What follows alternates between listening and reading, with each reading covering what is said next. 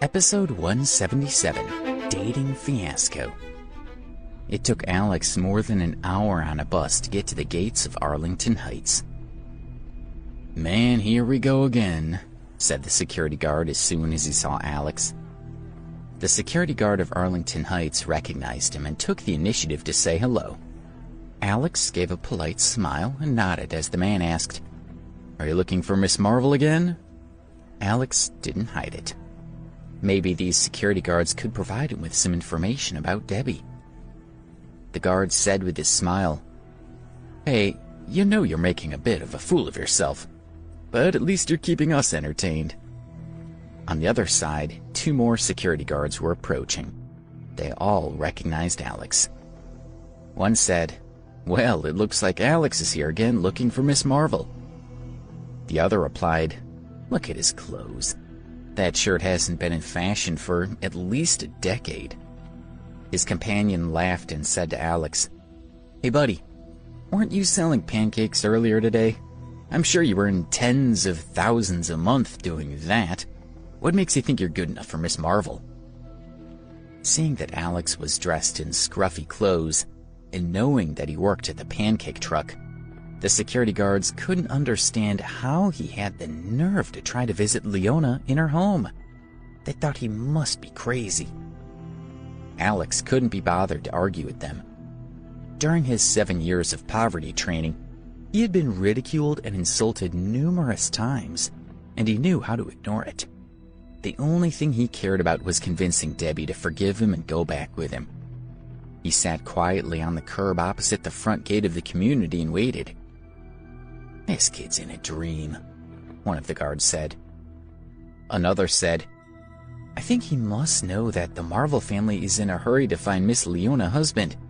He must think he has a chance. What's he thinking of? Doesn't he realize they're looking for someone from a decent family in Washington, not a little loser who sells pancakes? You have to give him credit that he has the balls to keep trying."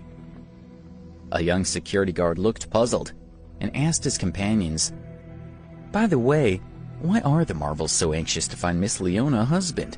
She's not very old, only about 20. A middle-aged guard answered, "Who knows? Anyway, I've heard that over the last month, she's been on a few dates with men from wealthy families.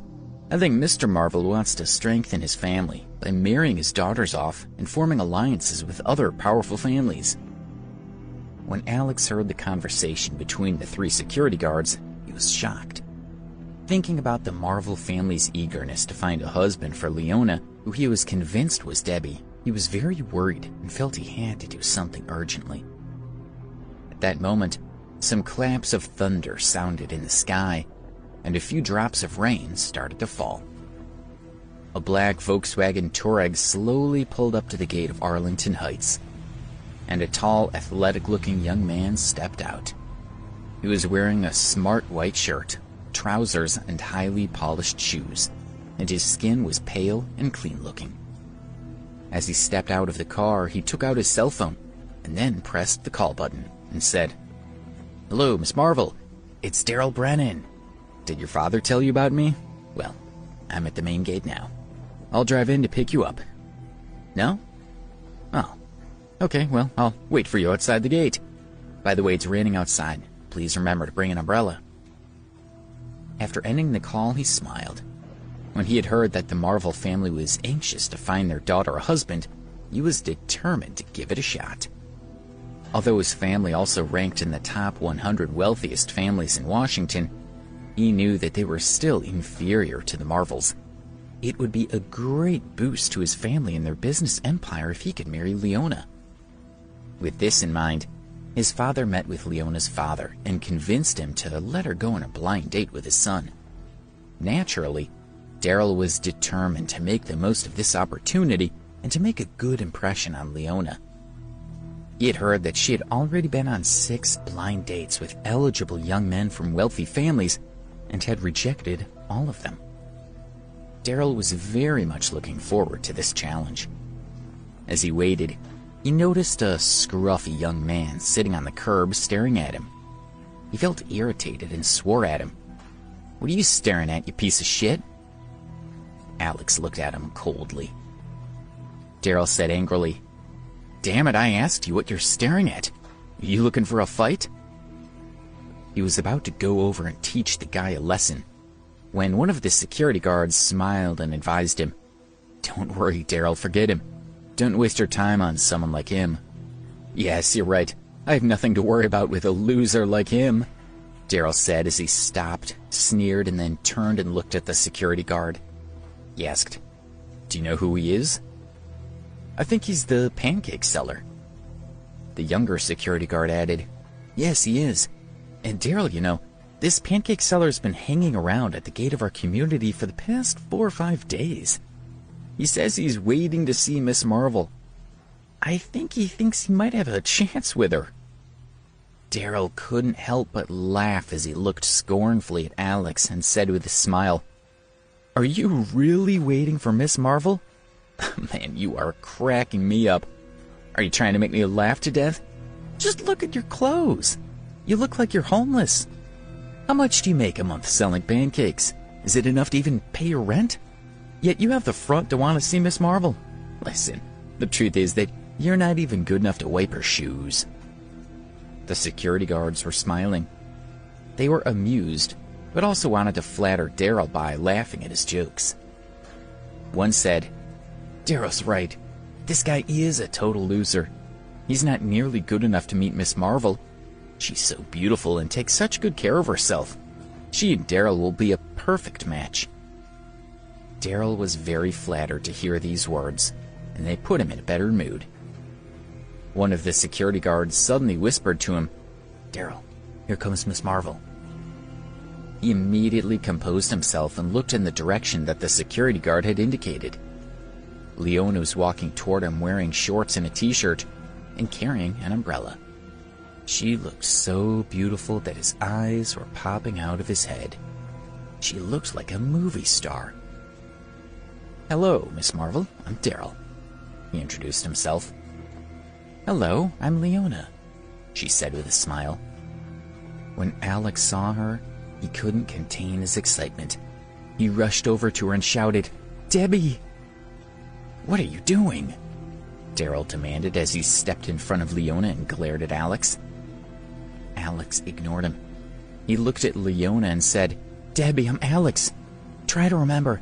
Have you forgotten when you were at Preston University and Madison Robbins and her friends were bullying you? And I helped you teach them a lesson? Or when your mother, Carla, came to visit you in New York and I met her with you?" He thought that if he reminded her of times that they had experienced together, she might feel affectionate toward him and finally acknowledge him. Daryl pushed Alex away, shouting, "What are you doing? Get out of here, you loser! Do you really think you can pursue Miss Marvel? Go back to your daydream." "Debbie, I'm Alex. Please forgive me," Alex begged bitterly. "Who are you calling Debbie? This is Miss Leona Marvel. You know what? I think you are crazy. Do you think Miss Marvel knows someone like you? Get out of here and don't bother us again. Next time we won't be so polite to you," Daryl said angrily. He stood in front of Leona to protect her and prepared to punch Alex. Leona stepped forward and said, "Daryl, leave it. I thought you were here to take me to dinner. Let's go." Although she thought that Alex was a crazy person, her sister Lindsay had told her that he had saved her from a rapist in New York. She also felt sorry for him and didn't want him to be bullied. "Okay, if that's what you want," Daryl said gently to Leona, and he helped her into the car. Alex tried to rush over to the car to pull her out. He cried, "Debbie, don't get in the car with him. Come back." Daryl sneered and pushed him aside. As he climbed into the driver's seat, he said, "Go away. Miss Marvel doesn't know you at all. Stop making a fool of yourself, okay? Now I'm going to take her out for dinner. We're going somewhere that you'll never be able to afford, which shows the difference between me and you. You can never treat her how she deserves. Now get lost." He started the car and slowly drove away.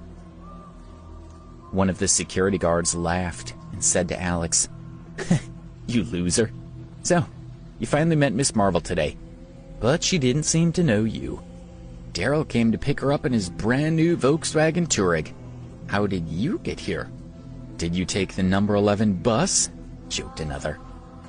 The third security guard joined in. He said, Daryl's invited Miss Marvel to the best restaurant in town. It would cost a month of our wages to eat there. How do you think you could afford that?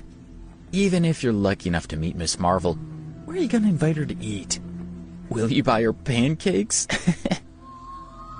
Alex couldn't stand listening to what the three men were saying. He became increasingly agitated as he thought about Debbie dating other men. He felt so frustrated. He knew that he had finally found her. There was no way he could lose her to another man. Debbie, you can't go on a date with him, he roared after the car. He noticed that there were public bicycles available to rent nearby.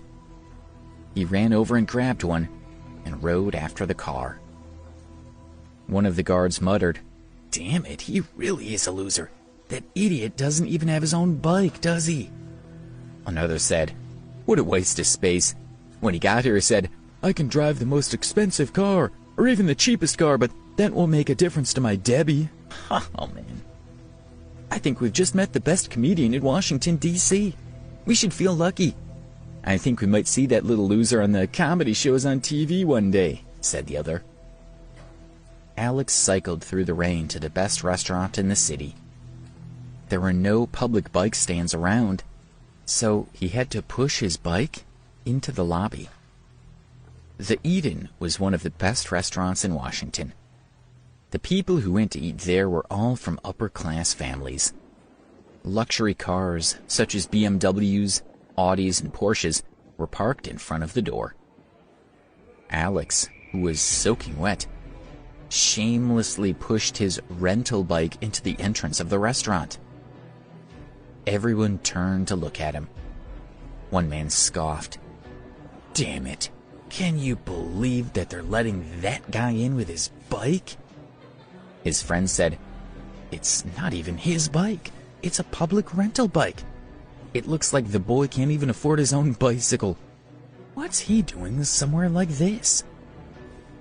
I don't think he came here to eat, but to look for work outside the building. I heard that there's a shortage of cleaners. That must be why he's here, said another. Alex ignored the taunts of the people around him. He put his bike to one side and walked into the dining area. He was immediately stopped by the maitre d', who said, What are you doing here? He thought Alex looked like a homeless man who could never afford to eat in the restaurant, and he was dripping with rainwater. Of course, he could never let such a person in.